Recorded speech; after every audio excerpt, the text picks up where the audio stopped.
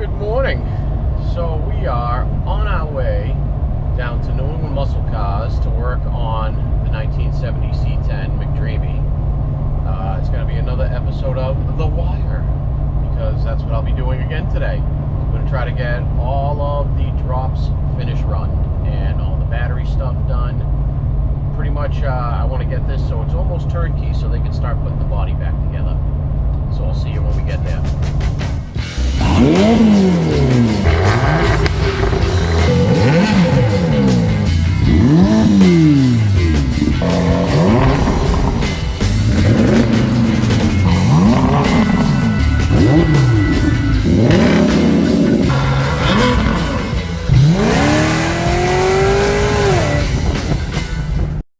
Ooh, look at this thing. All right, so first things first is I got to move it forward, jack it up, throw some blocks under the wheels, and then put the lift under it because it's too low for the lift to just get under it. We are going to be running battery cables from that battery forward. We're also going to be running them backwards here to the jump posts, if you remember. Then I have this big giant relay solenoid. I have one of these on my truck actually for the dual batteries. But we're going to be putting this in on the frame. This is going to go to that disconnect switch, and it's going to disconnect power to the starter only. So when we disconnect it, we still have all our memory functions and whatnot on the radio. I have to get the steam port kit installed before the front end gets on, because it's just going to be much easier to do that. They did my holes to bring my wires through. I've got to throw some grommets on those. And I was thinking last night, actually, before I went to bed, I'm not even going to run this 12-volt battery one out through there, because obviously my battery's not in the engine bay. It's over here. So I'm going to run that across and to my junction block that's going to get mounted down on the frame. And then we're going to have a bus bar for positive and negative underneath the driver's seat to supply everything I need in here with positive and negative, i.e. the amp, the VaporWorks module, the ECM to power the whole system. See, we have my hole here as well for the PSI wiring harness to pass through, so I'm going to run that harness too. I might do that second, because I'm going to do the, what do you call it there? Steam port first. Get the easy stuff out of the way first. So, let me get set up, get this thing on a lift, and we'll go from there. Whoever one of you lucky SOBs is gonna win the bid on this truck down at Barrett Jackson Scottsdale, hope you have a drive-on lift, because this thing is low and it's no fun lifting it on a regular lift. But we're up now. So first things first, I actually have to find a bunch of grommets for these pass-throughs up in our grommet area over there. So let me go grab some grommets and get those in there, and then I can start moving wires all over the place. All right, grommet is in. I'm gonna be honest with you guys, this is kicking my ass today. Everything this week has been, actually. Nothing has been going easy, like the lift being on the locks.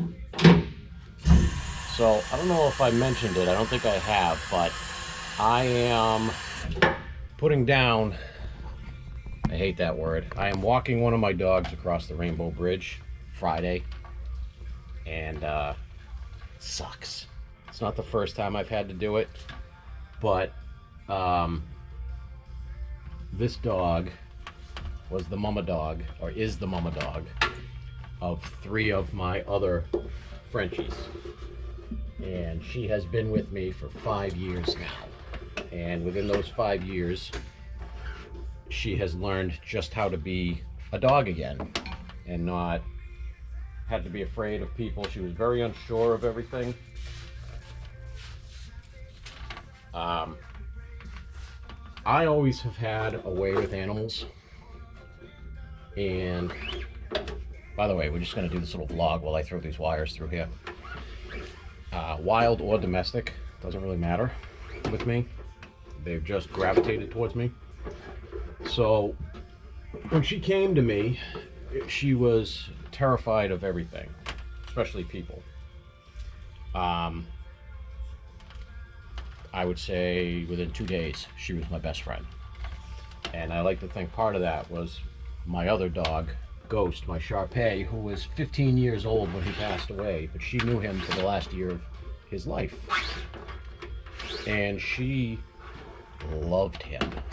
Like, she was smitten with him right off the bat. And I'd like to think that he explained to her, hey, you know, you can trust this one. This is a good guy. She is 10 years old. I've had her for the last 5. Unfortunately, she has developed several tumors, both internal and external, and they are not able to operate on her due to her age, which is leading to complications with her lungs and her heart, and they are afraid if they put her under, she's just not going to wake up again.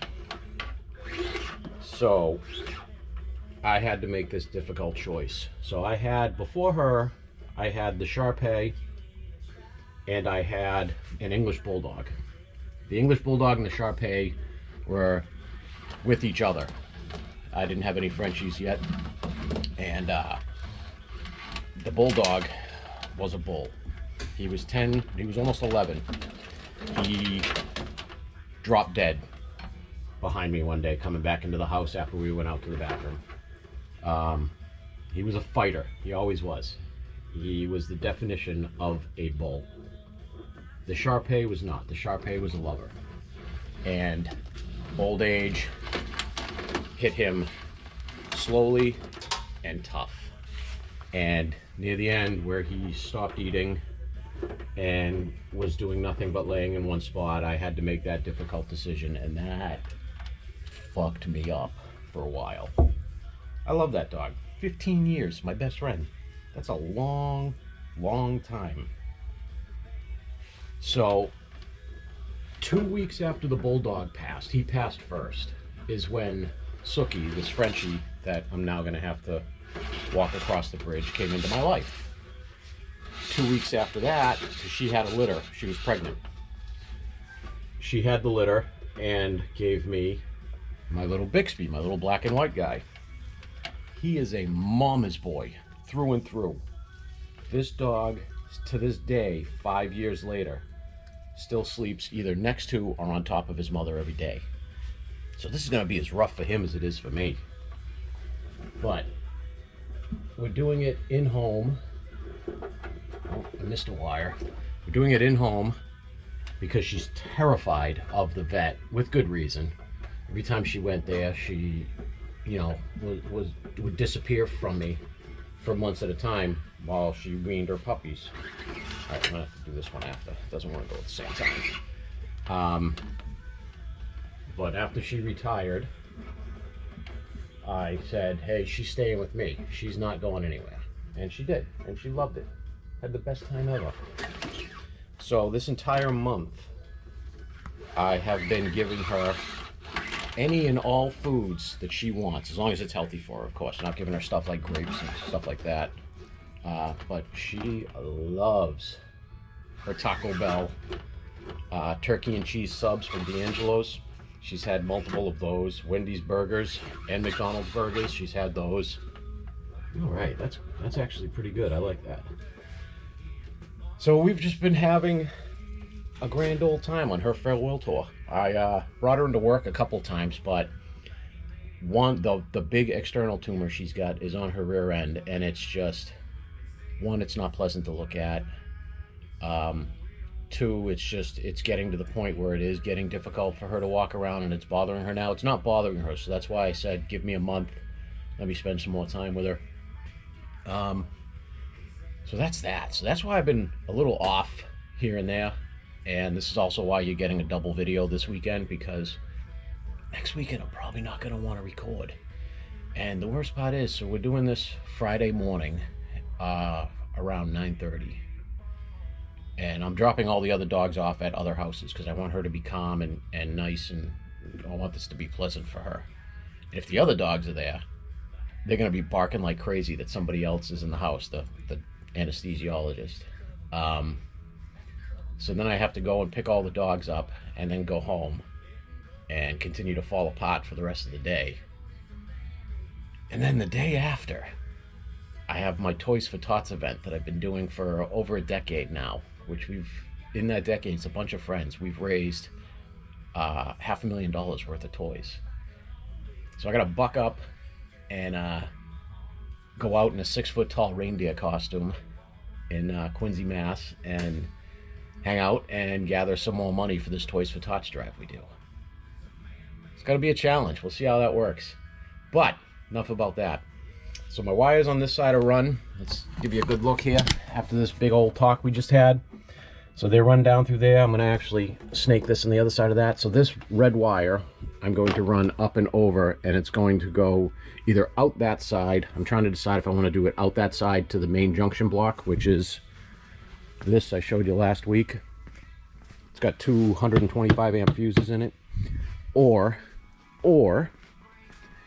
if I want to attach this to my positive bus bar I'm going to put under here, but I think I'm going to do it to the main junction block just so it gets every ounce of the power it needs. So now that I got this side run through, I'm going to off camera put that little red wire through the way I want it to go, and then I'm going to grab the harness for the rear lights and run it through that side over there. Okay, mega fuse slash distribution block is together. The way this works, this is through American Auto Wire. This is one of the things I like about their kit. So you have this bus bar right here that supplies power to both fuses. This is obviously would be better if this is your inlet for your power. So main battery power come in to go to one of these. One of these is going to go out inside to my bus bar, and the other one is going to attach to that red wire that I have up there that powers the whole fuse block. Alternator wire on this truck I'm actually going to put on the battery stud. Usually I would run it to one of these studs, but since the battery is in back, I'm not running a wire from the alternator all the way out there. It'll be just fine off of the starter, how pretty much every car in the world comes. So this, I'm thinking we're going to mount this probably here high and tight. Use this bottom lug here for the battery, and then like I showed you my relay, we're going to mount this somewhere in front of it. Let me put the camera up there. Still really good at this stuff. This is going to go in front of it, and that is going to interrupt my main cable going to my starter. So basically the only things that'll have power off of that bus bar once I disconnect this relay with the switch is going to be that one wire that runs inside of the internal fuse block that powers everything inside. So that way radio, Dakota Digital, all that stuff still has power even when you shut it off, and you just won't be able to start the truck until you turn the switch back on. So I am going to grab my drill bits, mount that on the frame, and then we can start making battery cables. All right, we're drilled, tapped, and mounted. If you guys want a nice little secret, you want to look more professional than you actually are, button heads, drill tap button heads. You want to be even more professional, put in a nutsert and a button head. Nobody likes nuts and bolts and Phillips or flatheads or hex heads. These are the fancy cousin of everybody, and just makes everything look better. All right, now I'm going to mount my relay probably right here, and then start making some wires. All right, here's what we got so far. I don't have any battery terminals once again, so I just left that long for now. Into the bus bar, out, into that, over, up the frame rail. We'll put some heat tape around here, even though it's really not going to get that much heat. Now I got to throw the starter back in and terminate that end into the starter. All right, so I've been deep down into running wires. You can see down there I've got my rear wires coming back. Got my fuel pump wires that need to go forward. We need to make a T-fitting off of this for a pressure sensor for the VaporWorks kit, which reminded me I need to take the lid back off the blower. I have not done a VaporWorks kit since the 69 F100. What it is a kit that allows you to use your factory pump, which is pulse width modulated. It's a pulse width modulated module. So this is what you got here. One of these times I might actually catch the battery before it dies on me mid-sentence.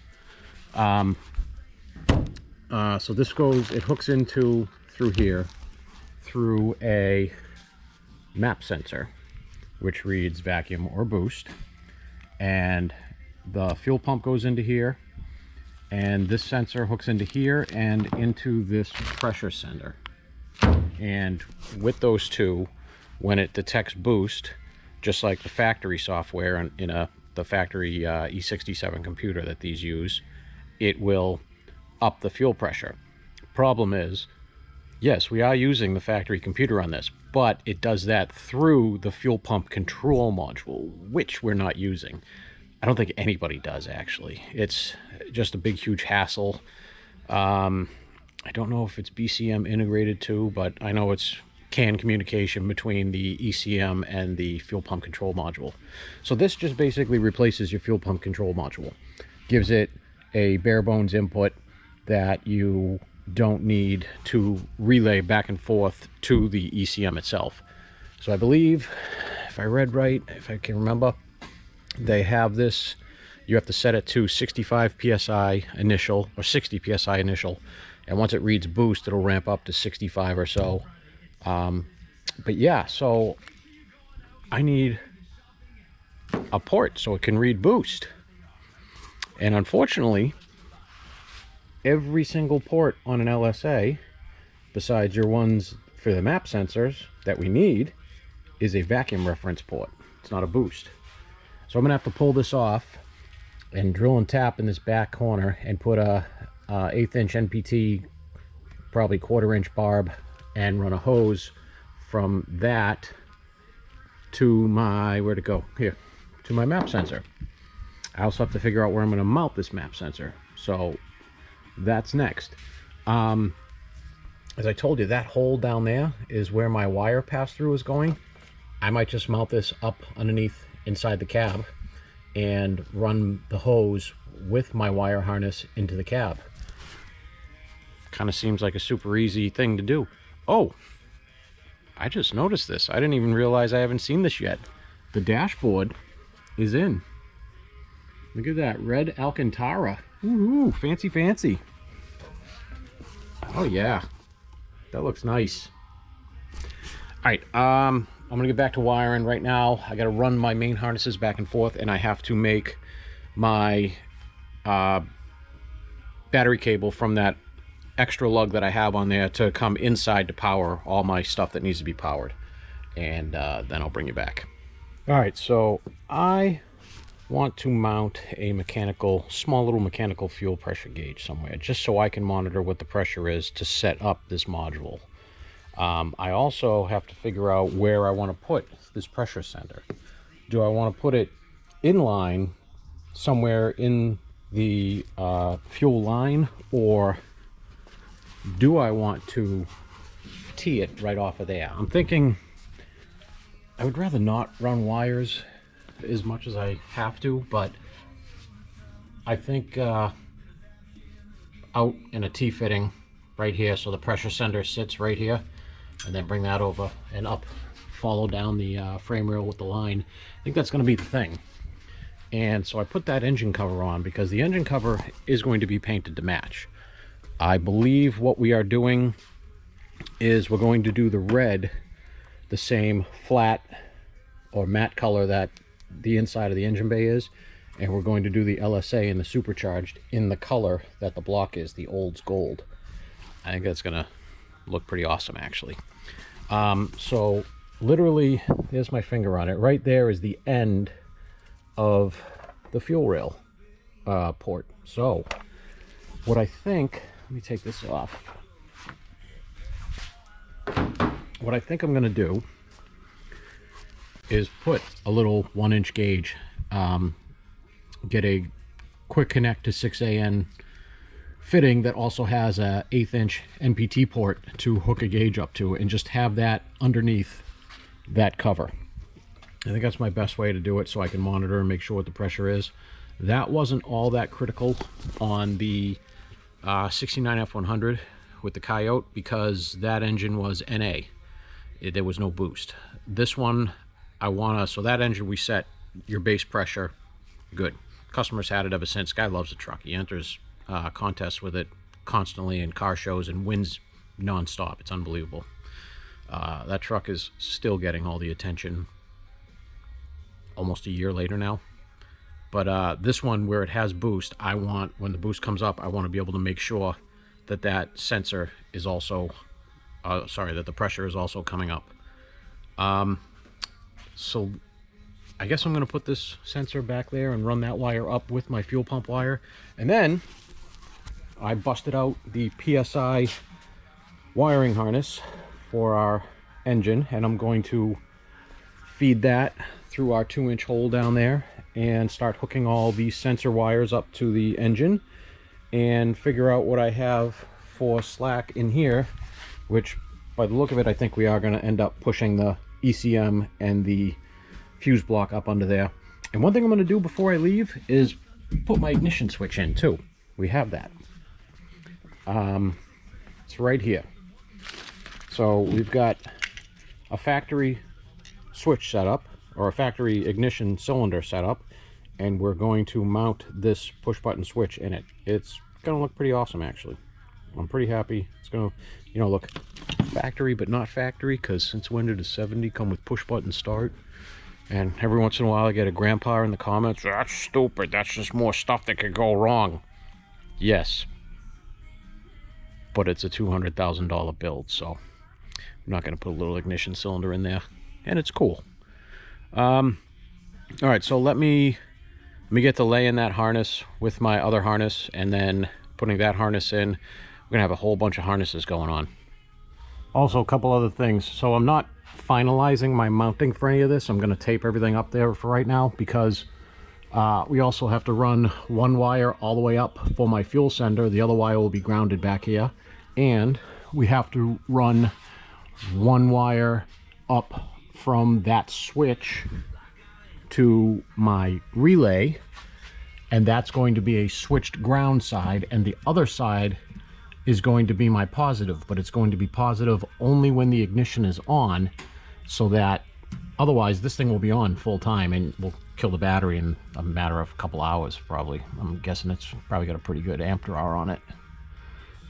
So yeah, so I'm gonna run these wires back up with that and tie everything off on our frame, and I'm gonna go see if we have the right size wire for this, because I don't want to run big gauge wire for it. I'm trying to keep all the stuff as small and tight as possible, because we also are running, like I said, my fuel line back down this side and then up into the engine. All right, I had a brain fart again, as I usually do. I don't need to run a sender wire, because I forgot it's in this harness, which I have rough run through here now with my other harness. So the only wire I have to run is my switched ground that's coming from my battery disconnect back there, which I will put in a minute. But right now I am going to run my other battery power up and through here that's going to power my bus bar for everything else inside. I've already said this a million times. Gonna go make a wire. All right, so got my second wire run. Comes over here, goes up with everything else up into here. So this is going to power all of my interior stuff. So this doesn't connect to the solenoid. So when this solenoid disconnects, the only thing it's going to be disconnecting is my starter and my alternator, which I've got to make that wire too. But I just wanted to get that wire done there, because now this section is kind of done until I run my wire back for my switched ground and my wire from the forward here for my 12-volt ignition power. Now I think I am actually going to put my PSI harness in, because I want to get that laid in there so I can figure out where everything's going to go with that. So one thing I didn't tell you guys about this PSI wiring harness that I've got to modify. So normally your PCM and everything is all powered up off of this lug that mounts to the starter. Now what would happen if we shut the switch off and then you have no power at the starter? Not too much. I mean, it would start up fine, no problem, but I would rather not be killing power every time somebody decides to use that switch, killing power to the ECM itself. It's not going to be a huge deal, but I don't want to do it. I mean, it's no different than when your battery dies, you jumpstart your car. It's just got to relearn its adaptives and its base trims and stuff like that, but that's not what you do on a build like this. So those two wires go all the way up through the harness and come out here to power your fuse block. So I am going to, inside the cab, tap into these two wires instead into my now big gauge power wire over there that's going to go to my bus bar that's going to mount there. So my ECM will also have full power. So literally the only thing on this engine that will be losing connectivity when that switch is pulled or turned is the starter and the alternator, which no big deal. So I'm going to run all this stuff in there now and figure out where I'm going to lay stuff out inside the cab. Okay, first surprise with this harness. I didn't realize that unlike their other LS2, LS1, LS3 harnesses, they don't terminate all the way up to the fuel injectors. So I've got to go dig out my fuel injector jumpers out of whatever box they might be in. But I'm going to get everything else run, and then I'm going to go try to find those. Okay, PSI harness is pretty much run. I got to put the truck up and hook in the transmission connector and do the two knock sensors and whatnot. Before I go modifying anything, I've got to call them Monday, because they're only open Monday through Friday. So they have no provision for this front map sensor in the snout. And I just want to make absolutely sure before I do any modifications that that is how they make this. Because, I mean, all you really need is, this will be your boost / vacuum sensor. Definitely the boost one. This one doesn't see any boost. I think this is just a vacuum reference for a correlation between these two, which this harness may not use. And this is your atmospheric, because it's just open right here, right out to the atmosphere. So if tuned right, you only need these two. I just want to make absolutely sure before I start doing anything. But the harness fits good. I'm bummed out I can't find my injector pigtails. They are MIA. I'm trying to think back when I disassembled the motor at Ferrari when I built it. I took them off there, absolutely. I know that for a fact. But if they're not on one of my bread racks there, I might have tossed them, because I assumed the PSI harness was terminated all the way to the injectors, but it's not. All right, so I'm going to put this up in the air, connect all my connections underneath, and then see what else I want to do, because I think it's like 12:30 or so, and I'm going to go spend some time with my dog while I can, and have, ooh, there's a big old stink bug right there, and have some fun with her. Maybe go see a local band at a bar tonight. I'm not sure. We'll see. I ramble a lot, don't I? Okay, car's going up in the air. About it for today. Good amount of stuff done, I guess. Whole engine harness is on and run. Just gotta, like I said, call and make sure this is correct. I put it up in the air and hooked up transmission and everything under here. We've got the entire power side of the cable done, at least. Ground I'll work on next time I'm up here. Got this in. This is definitely going to get mounted up underneath the ECM and fuse block. I mean, we got a ton of real estate under there, unlike the Chevelle. Oh, I did want to show you. I temporarily put in the ignition push button just to show you, give you an idea. So it's going to look almost factory. So this isn't going to stay in here until we are ready to finish install it, because that's going to basically be epoxied in there. and I still have to take this to work and cut all the extraness of this off that we don't need, because we're not hooking a switch up to that, so there's no reason to have it that far back in there. But that is about it. I think I'm going to route this wire back up through my harness and over to this side where I want it, and then I'm going to take off. That's it's actually, every time I do this I'm like, I don't think I got a lot done, and I actually got a ton done. So until, let's see, it's not going to be next week, because I told you what's going on Friday, and then Saturday I got Toys for Tots. You know what, maybe I'll take you along for Toys for Tots. Probably won't interest most of you, but it's a good time. I'll probably do it anyways. I'll bring the GoPro with me and some batteries. But she's looking decent. I'm very happy with how she looks. I'm very happy with how my wiring came out, and we're getting close to me having a mental breakdown, because we're getting real close to having it together, at least so we can do pictures to get them into Barrett Jackson. But I mean, would it be fun if you weren't stressing out? The answer is yes, it would be fun if I wasn't stressing out, but this is what we do. So I will try to get this video edited and up tonight, and hopefully I'll have some kind of decent progress during the week on the Chevelle, and we might actually have that thing cranked and fired up on its own for the first time. And then 2 weeks I'll be back here, so not this Saturday, the following Saturday, to get this thing going. But Boss Man did tell me he's going to come in here tomorrow, and he's been coming in here little by little every morning and doing interior stuff. Hence, I didn't even realize the dash was in. Damn, I gotta tell you, dude, that's a good looking dash. This is the same style we were supposed to have in the 69 F100, but we just couldn't get it to fit good, so it didn't go in. Oh, I don't know if these were in last time either. The nice little Alcantara sun visors.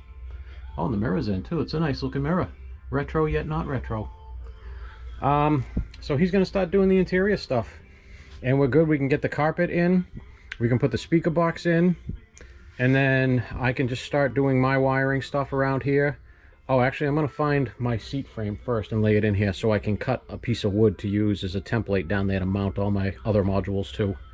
I also don't know if you guys saw the speaker box. I did pictures of it finished. I don't know if I did video, but this is the finished speaker box that's going to be mounted behind the seats. It's molded so it fits right in perfect with everything, and it's got a 5-channel amp. We've got 1 channel.